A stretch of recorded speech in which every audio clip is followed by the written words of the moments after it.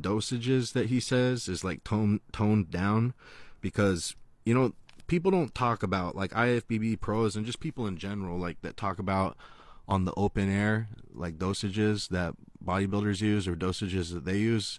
They don't say the real dosages that they use, for one thing, because they feel like, well, if people do this, you know, that could get them hurt, so it's like liability. And then for another reason, it's like not politically correct, and it makes the bodybuilders look kind of like stupid or something, because this is, being huge like that requires drug abuse, and like winning competitions and stuff like that, it like requires drug abuse. So you know, it's not a good look, and it's not flattering, and if you're heavily involved with that, you've got a lot to lose. So that's why people don't talk about the dosages that are correct. But you know what they used back then, like the Arnold and those guys, it was mostly D-ball.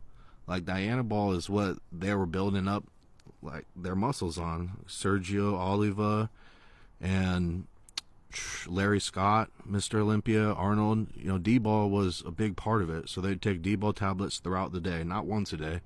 Take 5 milligram D-ball tablets throughout the day, and they'd usually take Deca, something like 400 milligrams to 1,000 milligrams of Deca per week.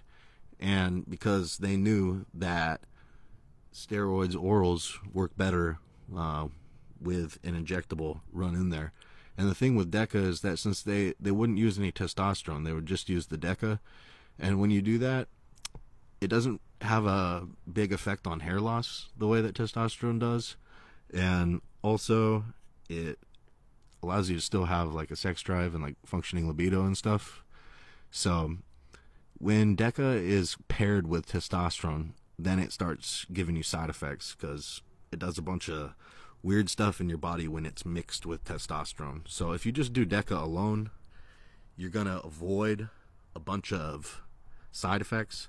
So basically what they would do is Deca and D-ball, or Deca and Winstrol, or Deca with Anavar, and Arnold would get Primobolan. So Arnold used Primobolan too, especially around contest. He would use Primobolan from Europe, him and Franco Colombo, and whoever they shared their Primobolan stash with.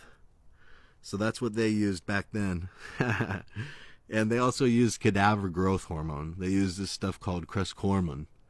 And what crescormin is it